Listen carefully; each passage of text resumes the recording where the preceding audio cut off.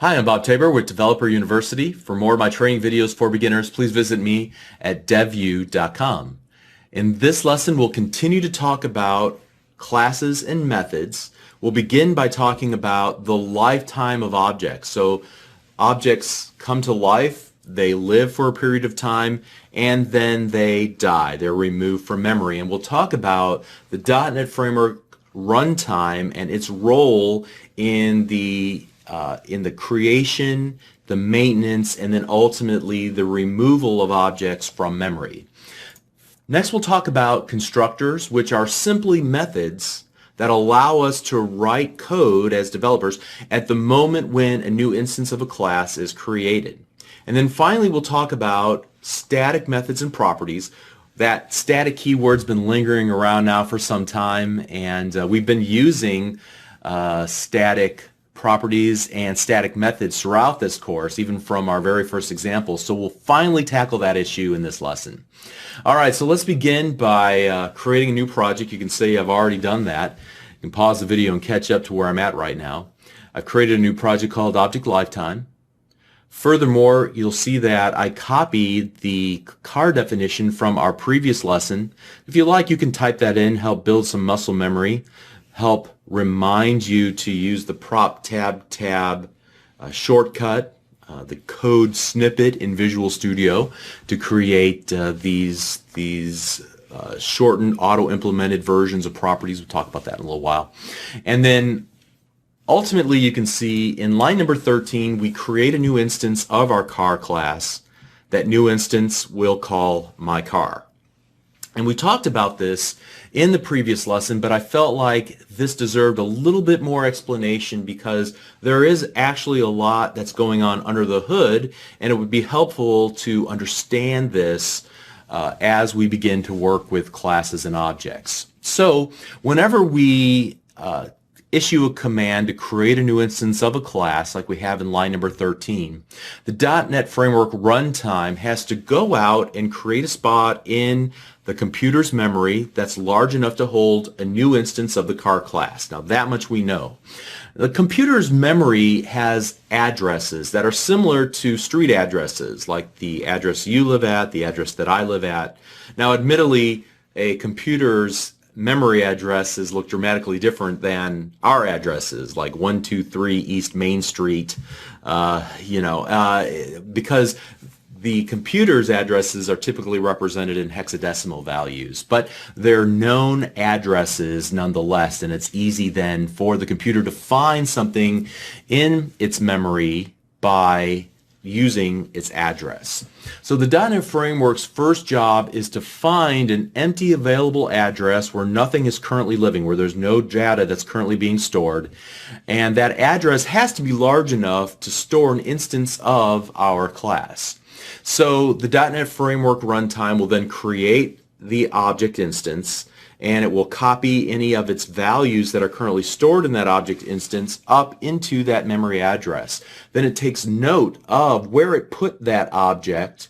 It notes the address of the memory where it put that instance of our object, and then it serves that address back to us, and we store that address in the actual name of, or the instance name of our class, in this case my car. That variable is actually holding on to a reference, or in other words an address in the computer's memory where we can access that object once again. Now whenever we need to access the new instance of the car class, we merely can use its reference name. It's in this case my car. So my car is simply holding an address. It's simply a reference to an instance of, in this case, a car class in the computer's memory. Whenever you need to work with that instance of the car class, you just use the myCar identifier, and the .NET Framework class library, the .NET Framework runtime takes care of everything else for you. It gives you the illusion that you're actually working with the object itself, but in reality, you're just holding on to a reference to an address in the computer's memory. Now there's an analogy that helps me to sort all this out in my mind, and we're going to continue to extend that bucket analogy. If that object is stored in the computer's memory, and if it's what we have equated to a bucket, an address, an area that holds on to our values, then what's returned back to us as programmers is a handle. That's what my car is. It's our handle to the bucket. And we've used that bucket analogy a number of different times, and it's served us well. But we essentially are storing values in that bucket, just like we were before, and we're holding on to that bucket using our reference to that memory area in our computer's memory. So what happens if we were to let go of the handle?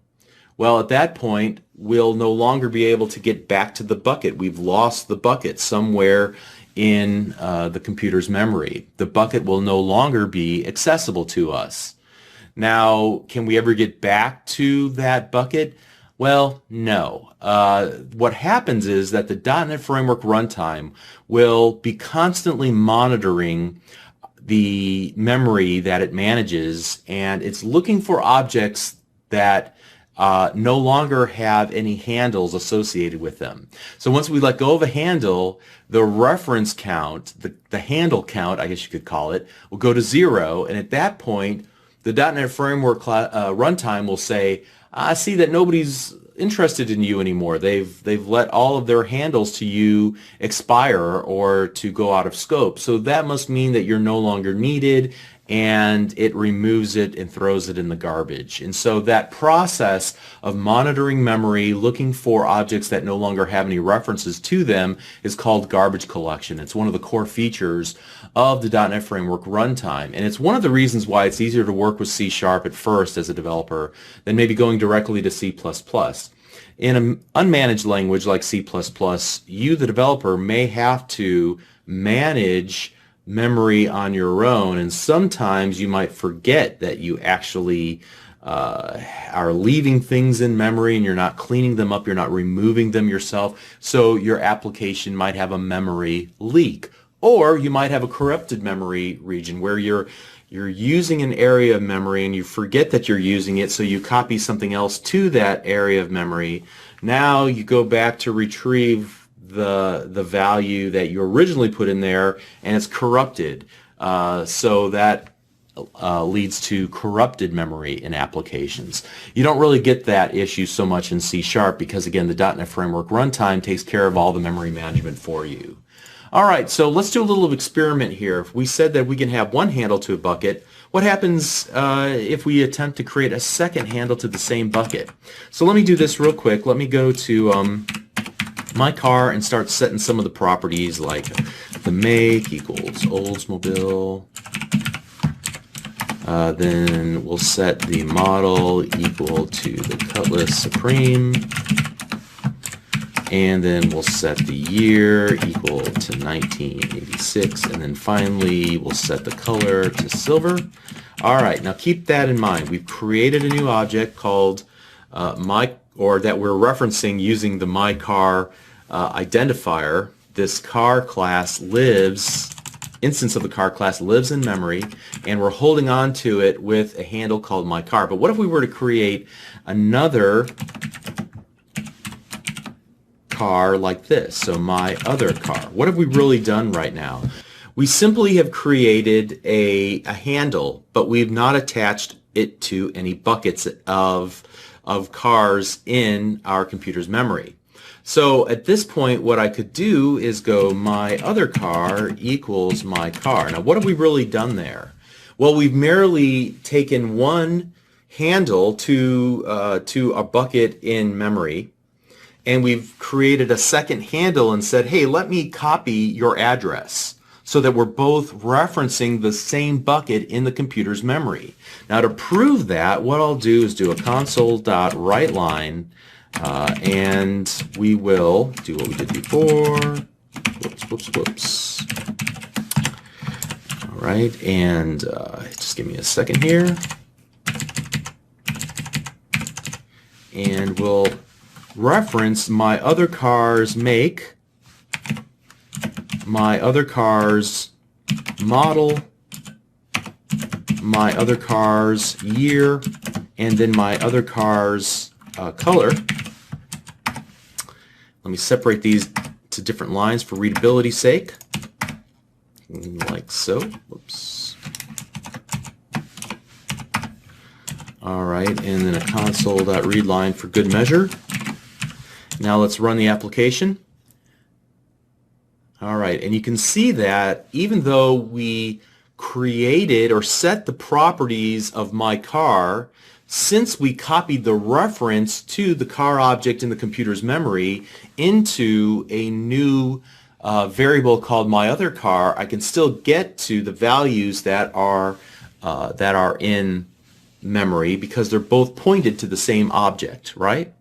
And now I can even do something like this, where I actually change something. My other car dot, let's set the model equal to the 98. That was the large style model for that car. And let's then go back to and do something similar to this, just to prove that they're one and the same here. And I'll say, hey,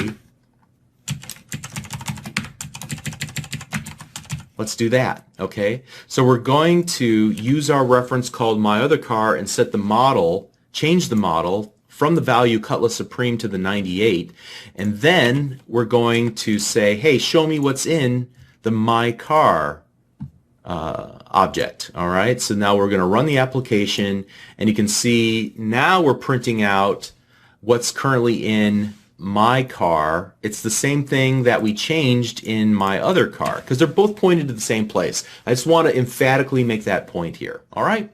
Okay, so as you can see, we have now two references to the same object in memory. We essentially attached a second handle to the same bucket so that we can use either one to retrieve the data in the bucket, so to speak. All right? If you don't like that analogy, maybe it helps to think of this in terms of balloons. So I have a balloon and I have two strings tied to the balloon. What happens when I cut the first string? I'm still holding on to the balloon, but what happens when I cut the second string? The balloon now will fly away and we'll never see it ever again, okay? So as references go out of scope, in other words, whenever the current thread of execution leaves the current code block that we're currently in, or those object references are set to null intentionally by the software developer, then the number of references to the object, the number of handles to the bucket, the number of strings attached to the balloon, they go to 0. And so here again, when the .NET Framework runtime looks through memory and finds objects that have a reference count of 0, it will remove those objects from memory. So we talked about the two instances in which the connections to the object get removed. One is that the reference goes out of scope. So whenever we create a new variable called my car, it will continue to be in scope as long as we're inside of this main method. But once we exit out of the main method, that variable goes out of scope. It's no longer available for us to access any longer. The same would be true if we created a method, a different method, and defined a variable. And as soon as we go out of scope of that method and we have finished executing all the lines of code in that method, then any of the variables that were declared inside of that method go out of scope. And in this case, we would lose then any references to the objects that we created in the context of that method. All right? So that's one instance in which we'll lose references to objects that we've created. But the second is if we, as the developers, actively take a role in cutting the strings or removing the handles from the buckets in memory. And the way that we do that is by setting our objects equal to null. The value null is not 0 and it's not an empty string. It just means indeterminate.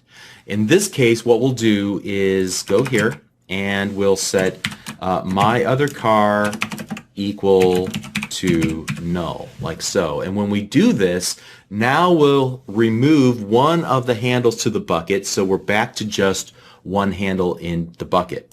To prove this, let me go ahead and copy this little section of code and go here and put it below this. And when I do that, notice what happens. We'll get an exception. The exception is that there's a null reference exception that was unhandled, And the reason why it was a null reference exception is because we have now removed the handle. The handle does not point to any objects in memory, and yet we're still attempting to access values from the object in memory, so we get an exception in our application. All right. Now, what were to happen if we were to remove the second reference, like so, my car equals null? All right. Well, at that point now, we have removed all the references to the bucket.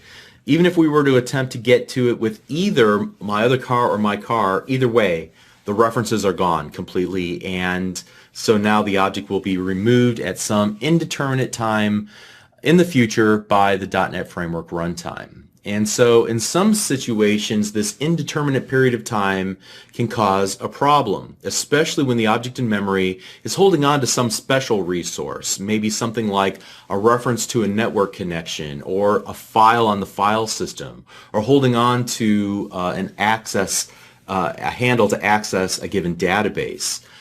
So again, we don't know exactly when the .NET Framework runtime will actually execute the garbage collection step, and that might pose a problem in certain situations. In these cases, you would want to use a more deterministic approach to requesting that .NET removes the object from memory, and if necessary, will finalize and clean up anything that needs to happen inside of that object to completely get rid of it in the computer's memory. So in these cases, you want to learn about deterministic finalization. That's a little bit of an advanced topic, so we're not going to talk about it in this series of lessons. Just keep in mind that whenever we set references to null, or whenever we go out of scope, we will be removing all the references to our objects, but the .NET Framework runtime itself figures out when it's ready and willing to remove those objects from memory completely.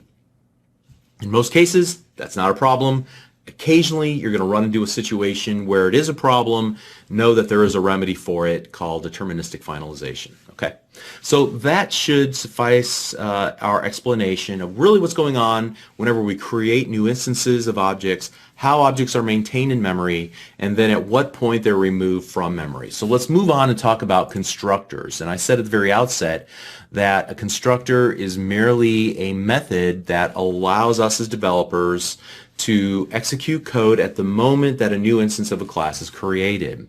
So there's something really subtle about what's going on here in this line of code, line number 13. Did you notice that whenever we use the new keyword and we give it the name of the class that we want to create a new instance of, that we're also calling it using the method invocation operator?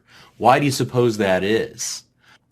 Whether you realize it or not, you're calling a method whenever you create a new instance of a class, and that method is referred to as a constructor, and it allows you, the developer, the option. You don't have to do this, so it's an option to write some code at that very moment whenever a new instance of a class is created. So constructors can be used really for any purpose, but typically they're used in order to put that new object into a valid state, meaning that you can use it to initialize the values of the properties of that given object, and so it's immediately usable. Now, let me give you a really quick example here. Let's say that you want to create a constructor that would allow you to set a property of the car at the point whenever you create a new car class. So that property is available immediately in the very next line of code whenever we begin to work with it here in line number 15. So whenever you actually want to create a constructor, you would go and create something like this. Public car. And in this case, what I'm going to do is simply set the make property to Nissan. So by default, whenever we create a new car class, we're going to set one of its properties, the make property, to Nissan. All right. Now let me say this as well. You might see the keyword this used. The this keyword is optional. It refers to this instance of this object, and it's just to help clarify where this variable name or this name is coming from. When I see this keyword, I automatically think, oh, that's part of the declaration of the class itself. It's saying that you want to access a member of this class that's been created, okay? But as you can see, it's kind of faded out in my text editor. It might not be in yours, which lets me know that I could actually remove this. It's not necessary, all right? So you might see that though in other people's code. Just understand what that is. All right, so now if we were to go ahead and create a new instance of the car class, here's what I'll do. I'll actually comment out all of this code like so, and then I'll comment out the code that we know will break the application. Well, we can leave the rest of it, I suppose. Now whenever we run the application, notice that the very first item that is displayed is the make of the car, and it's set to Nissan. So I didn't set any other properties. That's why we didn't get any other values there in the printout, but hopefully you can at least see how we go about creating constructors. Now admittedly, it may not make a lot of sense right now why you'd want to do this, but I'm showing you the technique you'd use, not the rationale necessarily. But the rationale is simple. What we would typically do here is to put any new instance of an object into a valid state. So you could load values into the various properties of your class from a configuration file or from a database or some other place in order, again, to get that object into a valid state so that it's immediately usable at the point of whenever it's instantiated. All right. So let's go ahead and talk about overloaded constructors. You'll see this frequently whenever working with objects in the .NET Framework class library. So just like you can create an overloaded method in your classes by changing the method's signature, in other words, the number and the data type of the input parameters for the method, you can do the same thing with a constructor. You can create an overloaded constructor. So what I'm going to do is create an overloaded constructor here, like so. Now, at this point, the method signatures are the same, so I'm going to get a little error here. But to modify that, I will merely add at least one input parameter of type string. But I'll go ahead and do them all as well. So, and then here in the body of the constructor, I would just do make equals make. So this capital M make is in reference to the property itself. This lowercase m in make is the name of the input parameter. It's a good convention to use the same name for readability's sake and for your own sanity. You don't have to do it this way, but just keep in mind that uppercase m and lowercase m are create two different items in as far as C# is concerned. Okay, so it's not confused. You might be confused, but we'll be able to handle this just fine. Okay. Now you might ask, well, what's the point of that? Well, in many cases, whenever you create a new instance of a class, typically you don't want to take 5 steps to do this. You would want to immediately, whenever you create a new instance of a class, so car, my third car equals new car, at this point you can do one of two things. Notice here that underneath car, underneath the open parenthesis, I have one of two ways that I can call the constructor. I can either give it no input parameters, or I can give it 4 strings as input parameters to initialize that new instance of car and put it into a valid state immediately. So here I might go forward, escape, 2005, white, like so. And now I have not only created a new instance of the car class, but I've immediately initialized its values by calling its overloaded constructor to populate all of its values at the moment of instantiation. All right. So what were to happen if we were to actually remove these two completely? What if we were to comment these out? What happens? So you can see that we're still using the method invocation operator for our new instance of car. That would suggest that we're calling a constructor, but we don't have a constructor defined. So why is this working? Why isn't it giving us an error? Well, the reason is because a default constructor is automatically created for you whenever you compile your classes. It will be a constructor without any input parameters, and it will have no body. But it's essentially the equivalent of doing this right here, except with nothing inside of it. All right, so that's created automatically for you. So no matter what, you're going to have a constructor. It just won't do anything for you. The implicit default constructor has no input parameters, no method body, but it allows you to make calls and create new instances of classes in a consistent way. So it's actually just generated for you, again, at compile time. Of course, by defining it yourself, you're taking control of the process of instantiation. All right, so let's talk about the static keyword now. You've seen static around since the very beginning. I said let's ignore that for now. We created our own methods, and I said we have to use the keyword static. I'll explain later. Well, now is the time. So I want to ask a question. Did you ever notice that whenever we were working with the console window, we never had to create an instance of console, the console class, in order to call its methods, right? And that it combined with the fact that whenever we wanted to work with date time, we could get to this moment in time by using the datetime.now property, but we never had to create an instance of datetime. Furthermore, whenever we were actually working with arrays and we wanted to call the reverse method, do you remember we did array.reverse and then we passed in the array itself? How is it that we were able to use the reverse method without creating an instance of the array class? Well, in each of these cases, the creators of those classes, or specifically those methods, adorned their methods with the keyword static, which means that you do not have to create an instance of a class in order to utilize that method. In some cases, they may have defined an entire class as static, meaning that all of its properties and methods were static. So you can create your own static methods and classes as well. Again, the objective here at the very outset is to just help you utilize the .NET Framework class library.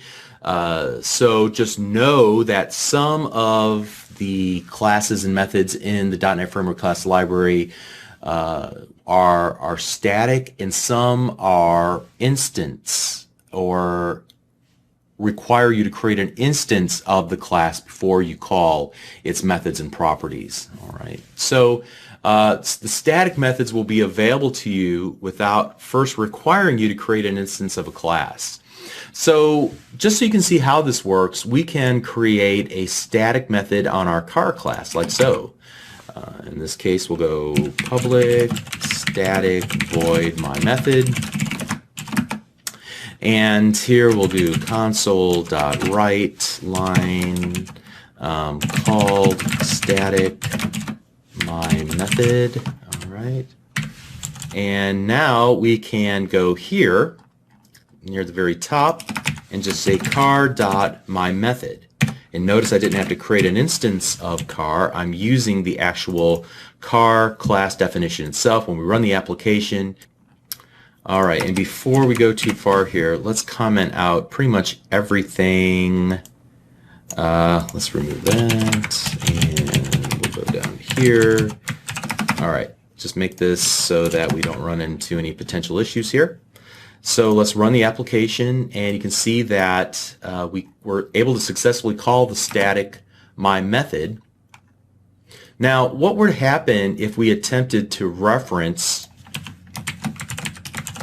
one of the properties in our class? So let's just print out the make property. Notice that I immediately get a red squiggly line beneath the word make, it says that an object reference is required for the non-static field method or property called car.make. So it's important to keep in mind that there's a fundamental difference between working with classes that have static members versus instance members. Instance members are the things like we've been working up to this point, where we have a series of properties that describe a single instance of a given entity, like a car. There might be methods that operate on a single instance of a car, like the constructors that we saw. Whereas a static member, like a static method in this case, they don't really operate on any single instance. They're more like utilities.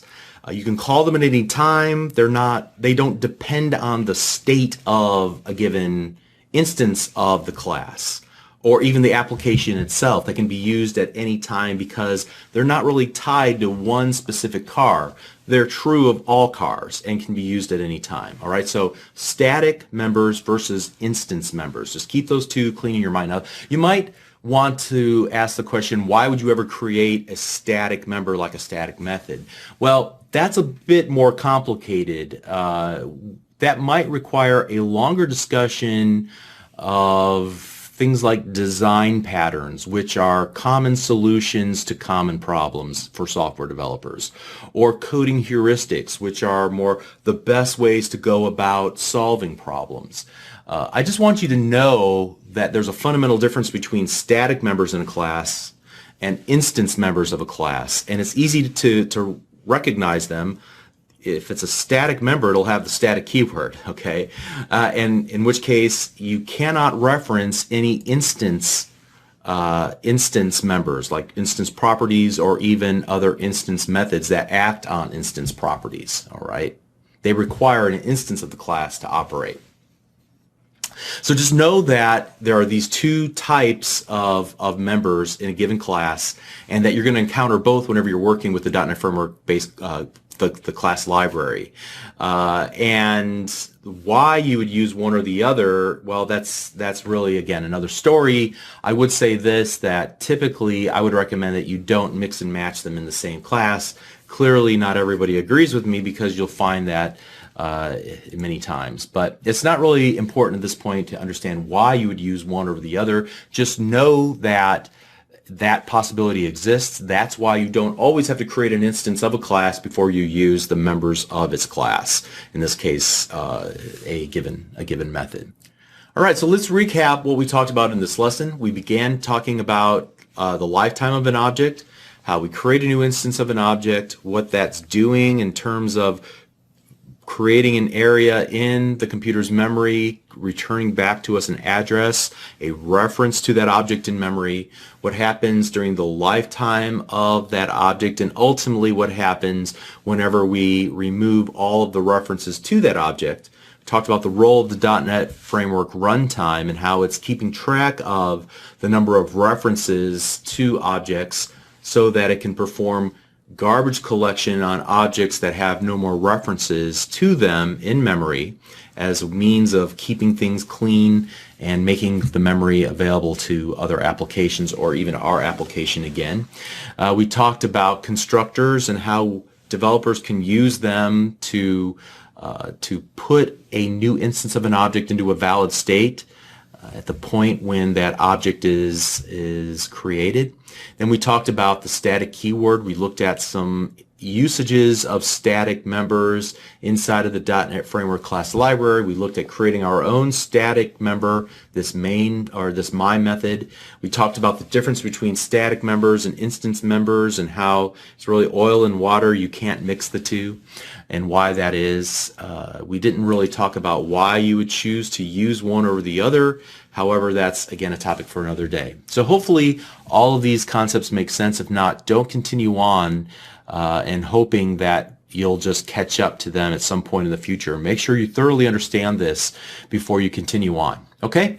If you are continuing, great. We'll see you in the next lesson. We'll see you there. Thanks.